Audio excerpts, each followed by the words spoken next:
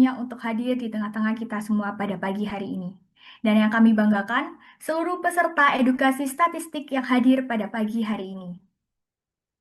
Puji syukur kita panjatkan kehadirat Tuhan Yang Maha Esa, karena atas rahmat dan karunia-Nya, kita dapat berkumpul bersama pada acara edukasi statistik yang diselenggarakan oleh Pojok Statistik dengan tema Fondasi Literasi Data, dari instrumen survei hingga pengolahan data mikro.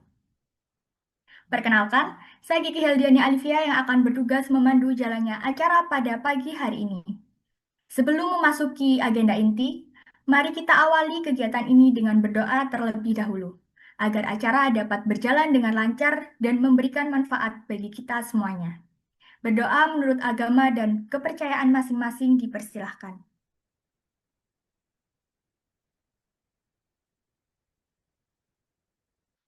Tiada akhir dalam berdoa. Selanjutnya, marilah kita bersama-sama menyanyikan lagu kebangsaan Indonesia Raya dan dilanjutkan dengan Mars Bela Negara.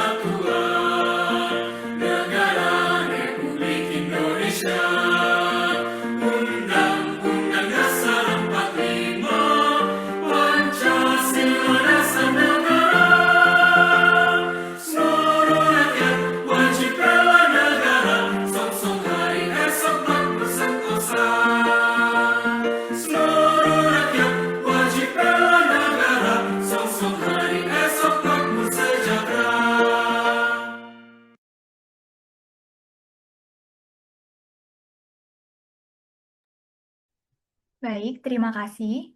Memasuki agenda selanjutnya yaitu sambutan yang akan diberikan oleh Koordinator Pojok Statistik UPN Veteran Jawa Timur kepada Bapak Wirya, kami persilahkan.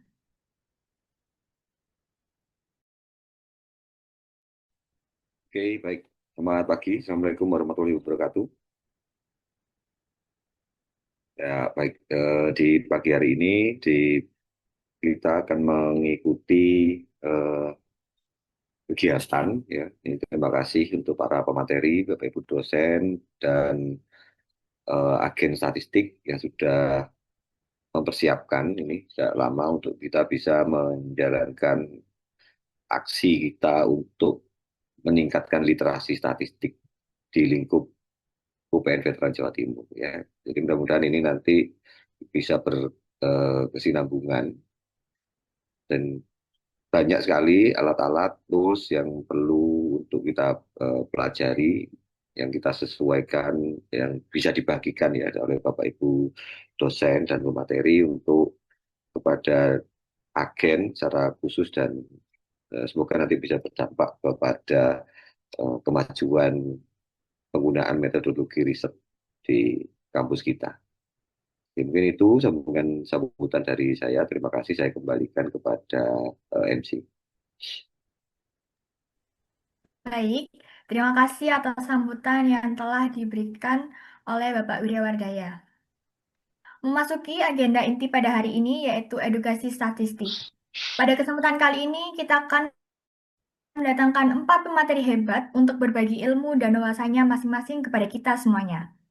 Perlu kami informasikan juga di awal bahwasanya untuk sesi tanya jawab akan dilaksanakan pada akhir acara setelah seluruh pemateri menyampaikan materinya. Oleh karena itu, kami mohon untuk para peserta untuk dapat mencatat pertanyaan yang ingin disampaikan untuk sesi tanya jawab pada nanti. Langsung saja untuk pemateri pertama dengan durasi waktu yang diberikan selama 20 menit akan disampaikan oleh Bapak Wirya Wardaya SEMSC dengan materi instrumen survei. Kepada Bapak Wirya, kami persilahkan.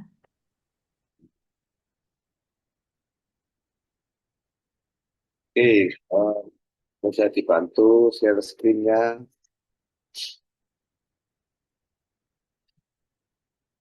Ya, bisa ini besarkan layarnya biar lebih jelas ya di Zoom-nya.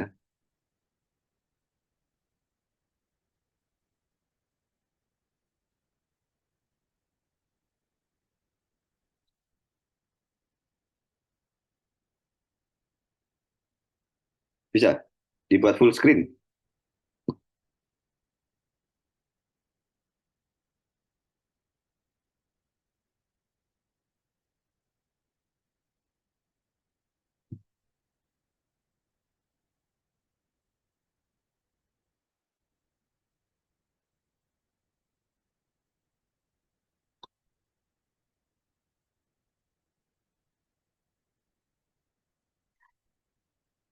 Mana ada kendala ini untuk full screen-nya?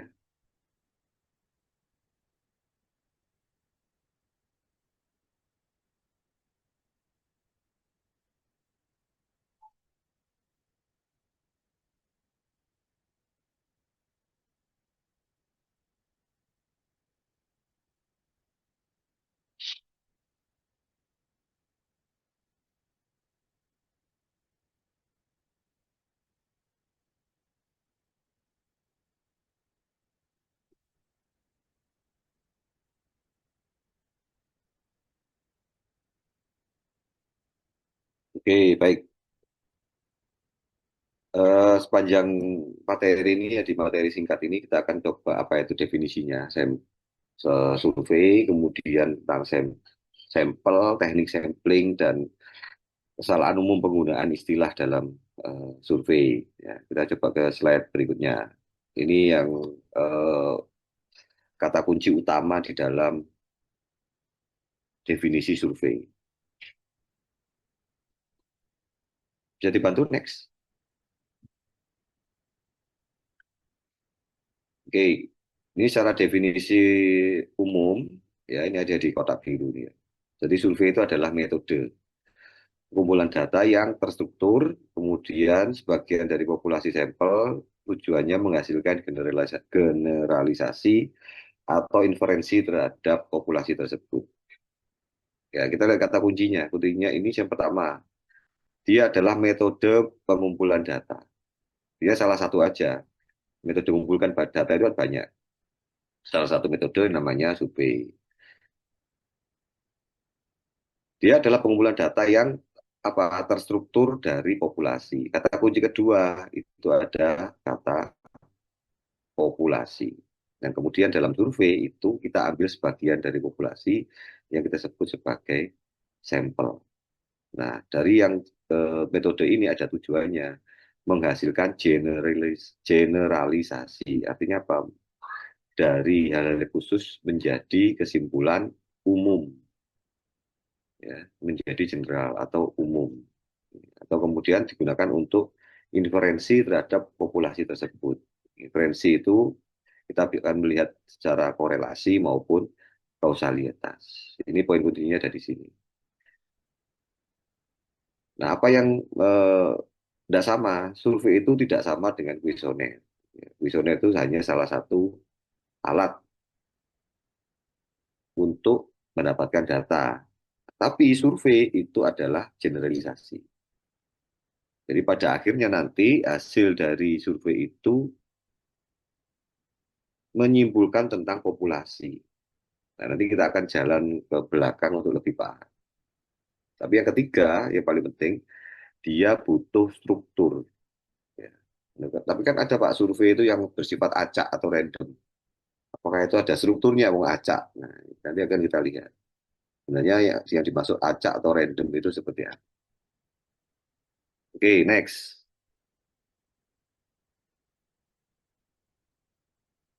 Ini kalau kita lihat bedanya survei dengan metode pengumpulan yang lain. Survei itu tujuan utamanya deskripsi atau generalisasi ke populasi. Mana kontrol dari peneliti itu rendah sampai dengan sedang. Sementara sumber datanya itu dari responden, ya, ada kuesioner dan bisa wawancara terstruktur. Metode lain itu ada ini, ada eksperimen, namanya ada observasi, ada studi kasus, dan ada kemudian ada data sekunder. Ini yang sering kita pakai nih oleh data sekunder ya. Yang dari BPS, dan itu namanya data sekunder.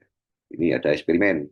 Eksperimen ini kalau kita langsung melakukan uji coba eh, pada objek, ya, subjeknya manusia tapi ya. Ini ya, karena kalau di ilmu ekonomi ya, subjeknya manusia. Misalnya Anda menguji dua kelompok eh, dengan membagikan beberapa barang dan harga, kemudian mereka mengambil keputusannya seperti apa, itu bisa dilakukan dengan eksperimen.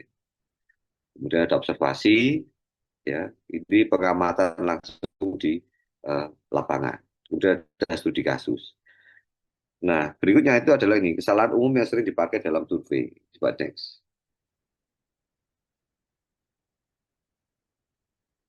Nah, ini ketika kita, jadi kata survei ini mengalami bias, banyak bias, padahal dia adalah sebuah metode ya. Misal Anda mau piknik gitu ya, terus ngirim seseorang untuk melakukan survei lapangan. Jadi didatangi dulu lapangannya, dilihat jalannya seperti apa, ada nggak toiletnya, ada nggak tempat makannya di mana.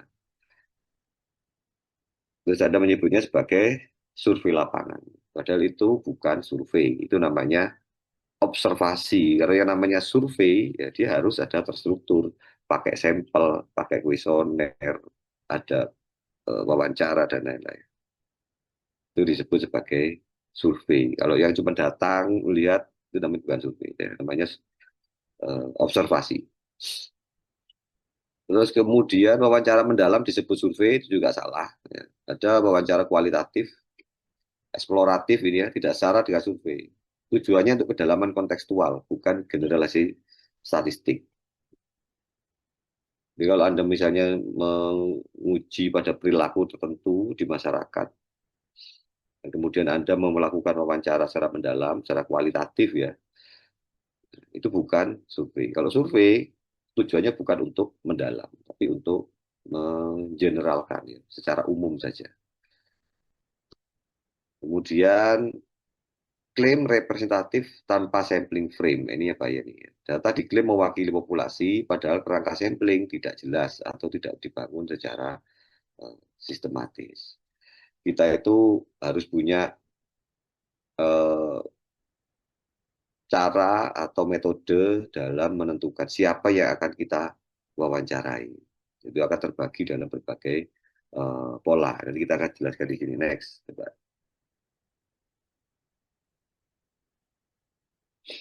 Nah, ini kata kunci yang ada di dalam survei tadi adalah mengandung ya, ada populasi, ada sampling frame, dan kemudian ada sampel. Sampel di siapa? Sampel itu adalah unit yang benar-benar diambil datanya. Sampling frame ini populasi yang bisa kita jangkau. Ya, daftar atau kerangka populasi yang secara praktis dapat diakses dan dijadikan dasar penarikan sampel. Kemudian ada population target, keseluruhan unit yang menjadi sasaran inferensi. Nah, misalnya ini, seluruh rumah tangga petani di perhutanan sosial di suatu kabupaten. Kita ingin mengetahui secara general nanti bagaimana perilaku terhadap perubahan iklim misalnya dari eh, petani yang ada di perhutanan sosial di satu kabupaten. Itu populasi targetnya. Tapi karena kita nggak bisa menjangkau semua yang ada di satu kabupaten, kita buat sampling frame. Misalnya, pilih dulu dari sekitar kabupaten, itu kecamatan mana yang misalnya aksesnya paling mudah. Kita ketemu. Setelah kita ketemu akses itu apa dari frame dari kecamatan tadi, kita bisa ambil sampel yang benar-benar kita ambil di sini. Jadi ada populasi, ada kemudian sampling frame, dan ada sampel. Nah, kenapa harus melakukan sampling? Sampling itu karena ini, karena efisiensi biaya dan waktu. Ya, bukan sekedar tidak mungkin survei semua unit. Jadi di dalam survei ini kita akan menggunakan sebuah rumusan statistik, ya, menggunakan analisa statistik. Bagaimana secara statistik sampel itu bisa mewakili populasi. Ya, secara statistik bagaimana sampel bisa mewakili populasi. Berapa jumlah sampel yang kita perlukan untuk bisa mewakili populasi. Jadi bisa tadi ya populasinya ada petani perhutanan sosial. Katakanlah bisa ada 5.000 petani di dalam satu kabupaten. Berapa sampel representatif yang harus kita ambil untuk bisa mewakili populasi? Atau sebaliknya, apakah untuk mengetahui perilaku dari petani untuk perubahan iklim, kita harus mensurvei seluruh petani. Karena itu akan tidak efisien dan memakan banyak waktu. Maka kita bisa melakukan dengan cara sampel, mengambil sebagian. Tapi sebagiannya ini harus benar-benar representatif. Contohnya kalau sampel ini ada ke laboratorium gitu ya. Laboratorium diambil darahnya untuk cek lab. Untuk mengetahui Anda ini sakit apa ini. Demam berdarah atau tipes gitu. Maka yang dilakukan cukup mengambil sampel darah. Dilakukan sampling atas populasi darah Anda. Sehingga tidak perlu darah Anda itu dikeluarkan semua.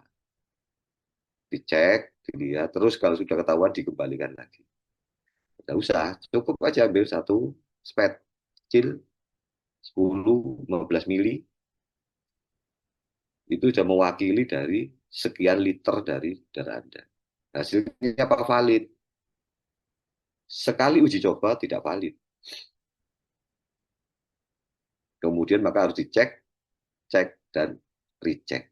Nah, itu syarat dari kuantitatif. Kenapa ya? Karena kan kita ambil sampel. Kenapa harus ada cek, cek, dan recheck? Contoh, Anda satu kali diambil darahnya, dicek, langsung dilihat. Langsung disimpulkan. Yang terlihat pertama itu langsung disimpulkan. Oke, demam berdarah gitu. Anda akan dapat penanganan demam berdarah. Padahal belum tentu itu demam berdarah. Maka dilakukan cek yang kedua. Dengan sampel yang sama, dilihat lagi apakah konsisten. Kalau sampai 3 kali konsisten, ya berarti memang demam berdarah, bukan sakit yang lain. Ya, bayangkan jika ternyata salah diagnosa dan sebagainya. Makanya di dalam penelitian kuantitatif, ya, apalagi kita menggunakan statistik, maka yang penting yang pertama adalah bagaimana menentukan sampel ini, bagaimana dia bisa merepresentasikan populasinya. Yang kedua, ketika ada temuan, apakah benar temuan itu memang temuan yang representasi untuk populasinya. Maka harus ada cek, cek, dan recheck kembali untuk hasilnya. Oke, next. Ini berkaitan dengan sampel. Ada beberapa jenis. Ada yang namanya probability sampling. Ada yang non-probability. Kalau yang probabilitas sampling ini berarti kan ada kemungkinan. Ya, probabilitas kan kemungkinan. Kemungkinan dia terambil atau kemungkinan dia tidak terambil, atau ada kemungkinan si sampel ini eh, dia memiliki kecenderungan untuk tidak merepresentasikan si populasi. Dia ada namanya probability. Cara terbaik, ya, cara terbaik untuk melakukan sampling di dalam statistik itu adalah simple random sampling, SRS. Simple random sampling ini setiap populasi ya, itu punya peluang yang sama untuk terpilih. Ini cocok bila sampling frame lengkap dan homogen. Nah, mungkin tadi kalau misalnya petani eh, perhutanan sosial, karena semuanya petani ya sudah kita bisa ambil secara acak. Nah, maksud dari random ini adalah tidak ada satu kriteria tertentu atau tidak ada motif tertentu untuk memilih si A dan si B. Nanti kaitannya sama ketika kita lakukan generalisasi. Berkaitan ketika kita melakukan inferensi. Misal, apakah memang perilaku perilaku perilaku petani ya dalam menggarap sawahnya itu resilient terhadap climate change atau tidak? Karena kita pilih acak, maka nanti kesimpulannya itu ya memang karena upayanya petani itu, atau ketika ada program ya karena program itu, karena tidak ada faktor lain yang menyebabkan petani itu terpilih menjadi sampel. Salah satu-satunya penyebab ya karena dia adalah petani. Sehingga kalau kita nanti bisa menyimpulkan, oh ternyata petani itu lebih resilient terhadap climate change, itu ya, oh karena memang hutannya ada lebih dekat ke jalan, karena apalagi eh, ya dia petani tapi anaknya ada yang ke kota kuliah pertanian, itu semua akan dikesampingkan kalau kita mengambil simple random sampling. Benar kita ambil yang itu eh, hanya representasi dari si petani saja. Dan ini yang golden method ya, itu ada di sini, ya, simple random sampling. Nah, kedua, itu ada di systematic, ada di stratified sama cluster. Sistematis, ini kita biasanya itu punya daftar. Oh ya, satu lagi yang penting. Di dalam simple random, yang namanya simple random, itu bukan berarti kita acak, acak ngarang ya. Misalnya, ini mahasiswa mau survei tentang eh, kurikulum di kampus. Gitu. Puas atau tidak puas lah, gampangnya begitu. Secara random. Terus Anda berdiri aja di depan pintu gerbang. Kalau ada mahasiswa yang datang masuk, melewati Anda langsung cegat, langsung diwawancara. Pertanyaannya itu random atau bukan? Jawabannya bukan. Itu bukan teknik random.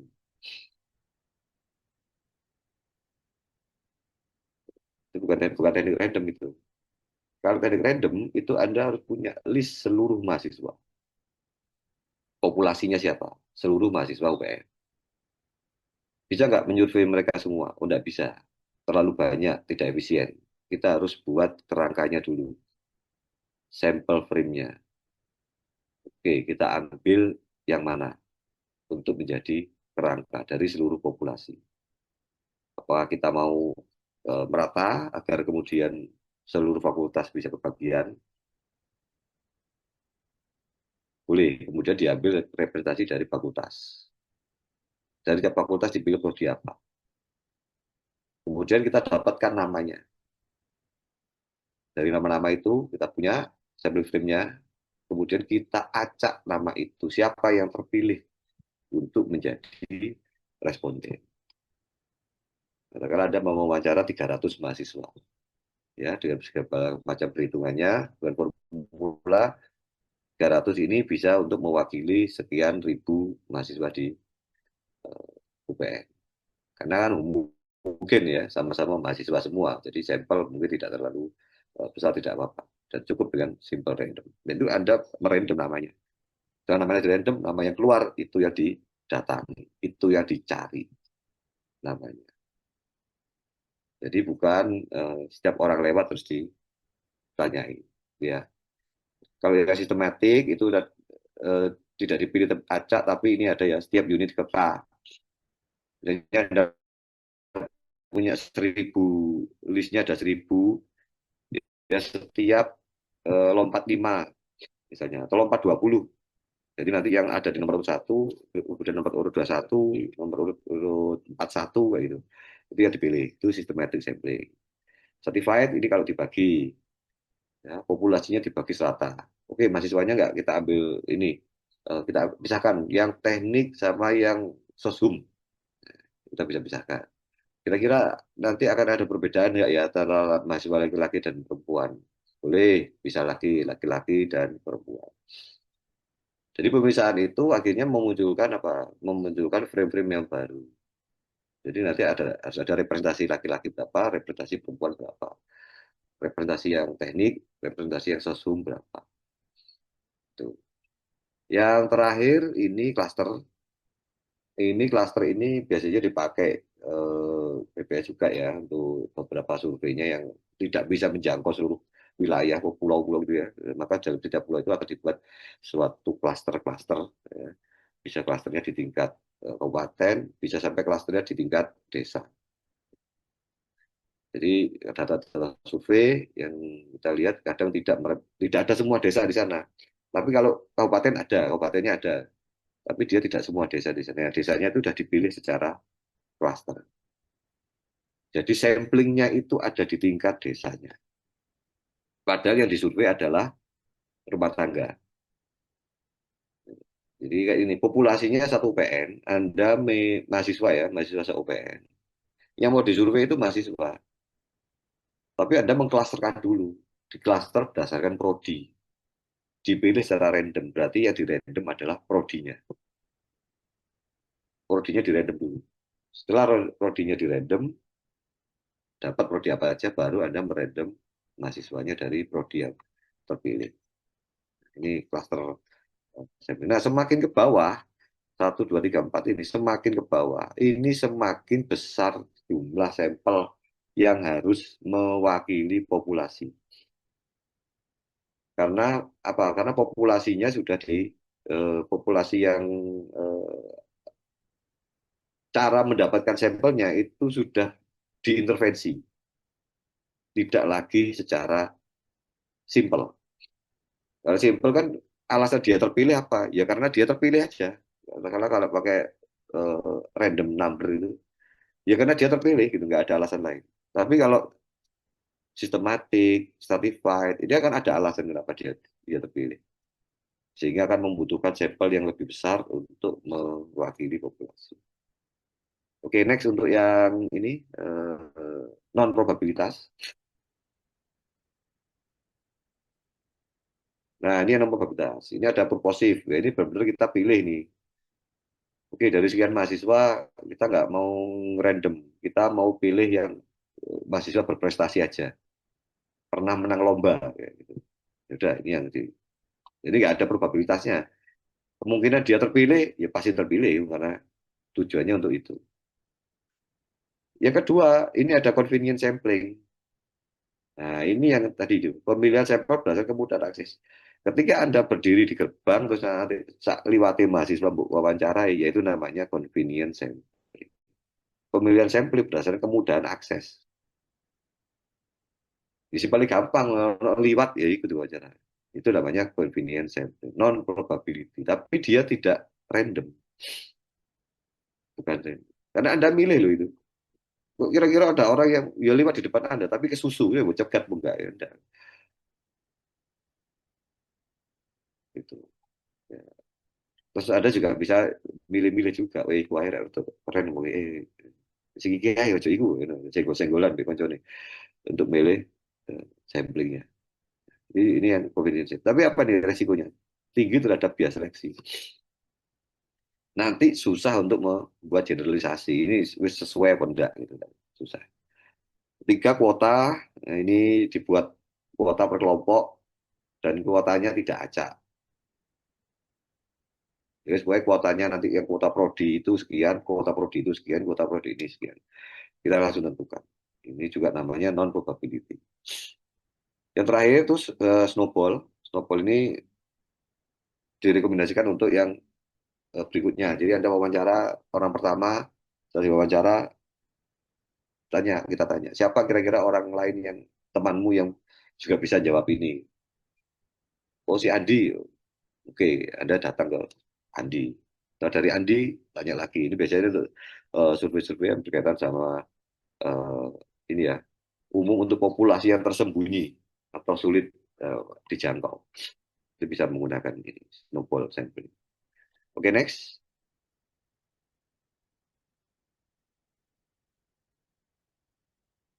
Nah, ini ya, milih samplingnya apa ya tergantung tujuan sama tekniknya. Kalau tujuannya mau deskriptif, generalis ke populasi, ya kita harus pakainya ya probability. Ini contohnya survei kepuasan layanan publik skala kabupaten. Ini nggak mungkin nih satu orang kabupaten ditanyai semua. Nah, tapi kita harus punya sampel yang kuat caranya. Kemudian kalau kita mau eksploratif, ya memahami konteks yang mendalam, ini pakainya purposif atau global. Memahami strategi adaptasi kelompok tani terhadap perubahan iklim. Ya purposif kita harus tanya kepada kelompok tani. Kelompok tani siapa ya? Petani. Petani yang mana? Gitu. Petani yang tidak mengalami gagal panen. Terus ditanya seperti apa dia kok bisa nggak gagal panen dan lain-lain. Setelah dari si Pak A wawancara kita bisa snowball. Siapa lagi Pak yang bisa menjawab nanti untuk bisa membahas ini. Kemudian evaluasi program itu bisa purposif, bisa kuota, ya, bisa berorientasi kepada pelaku informal atau kelompok marginal. Kemudian studi perbandingan antar kelompok, ya kita stratified karena ada perbanding dari uh, kelompok yang misalnya apakah berbeda programnya kepada kelompok yang di perkotaan atau di pedesaan. Kita lakukan stratified. Oke, next. Ini keterbatasannya. Probability sampling itu ya dia harus punya sampling frame lengkap. Tadi sampling frame itu ya random itu bukan asal ketemu orang, kita harus ketemu punya listnya namanya lengkap, baru kita random. Biaya waktu lebih tinggi, kemudian sulit untuk kelompok populasi yang tersembunyi atau bergerak. Ini kelompok-kelompok adat itu susah, itu dalam terpencil itu ya susah ini kalau pakai probability sampling. Non probability itu rawan bias seleksi karena dipilih secara acak, tidak dapat digenerasi secara statistik ke populasi. Ya ini catatannya ya. Tidak dapat digenerasi statistik ke populasi. Ya kita bunyinya di sampel itu saja hasilnya. Tidak bisa, oh bahwa ternyata petani itu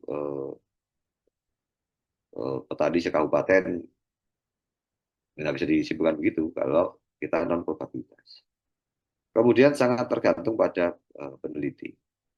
Nah, dari semua teknik ini kemudian ini ya, tidak ada teknik yang selalu benar. Jadi nggak ada yang selalu benar. Memang paling benar itu sebenarnya nggak ada. Nah, yang dibutuhkan oleh peneliti ketika dia memilih sampelnya itu adalah kejujuran. Dia harus jujur bahwa menyampaikan bahwa teknik yang saya ambil seperti ini. Dan nanti review yang akan menilai, gitu, termasuk pembaca ya. Kalau ada rajin baca jurnal, gitu ya, Anda juga akan menjadi paham, oh hasilnya seperti ini karena memang si penulis tekniknya seperti ini. Nah, sebagai penulis, sebagai penelitinya, Anda harus jujur menyampaikan bahwa memang ada keterbatasan dana dan lain-lain, ya boleh gitu ya, tapi tidak perlu disampaikan dananya terbatas, tapi metode yang dipilih ini dan ini akhirnya terbatas hanya pada hal-hal A, B, C. Gitu. Yang penting jujur. Next, berapa ini kurang sedikit ya. Jadi bantu next.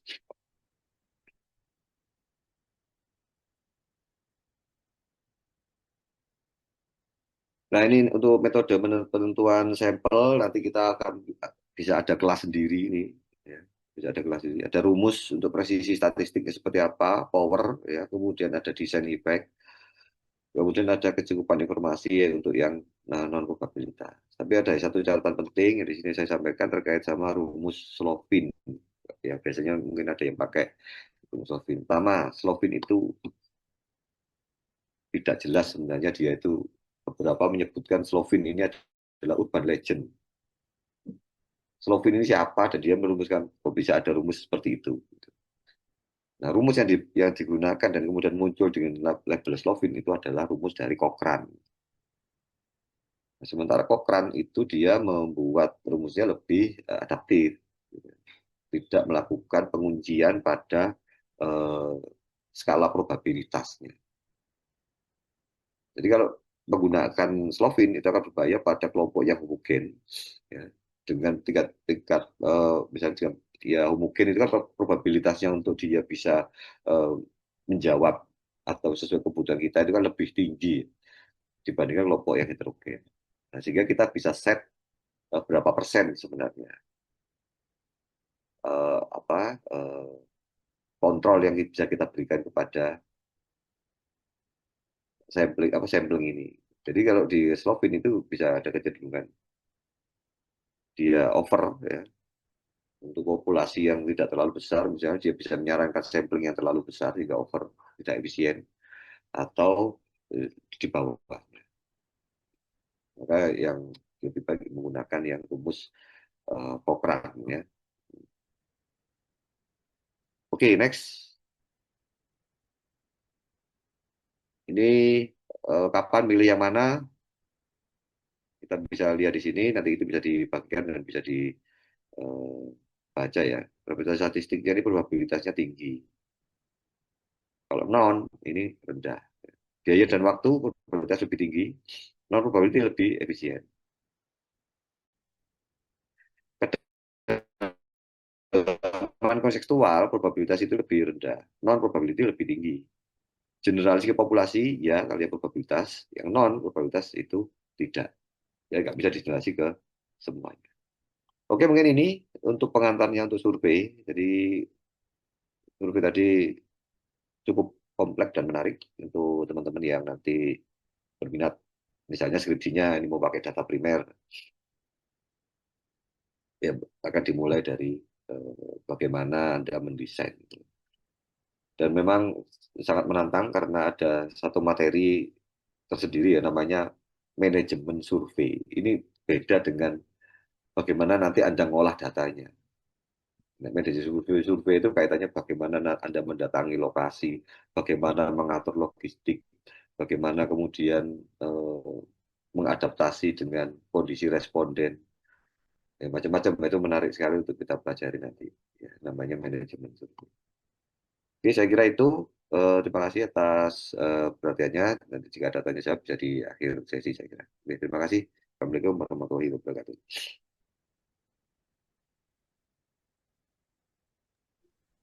Baik, kami ucapkan terima kasih kepada Pak Wirya atas materi yang sudah disampaikan. Semoga materi tadi bisa bermanfaat bagi kita semuanya.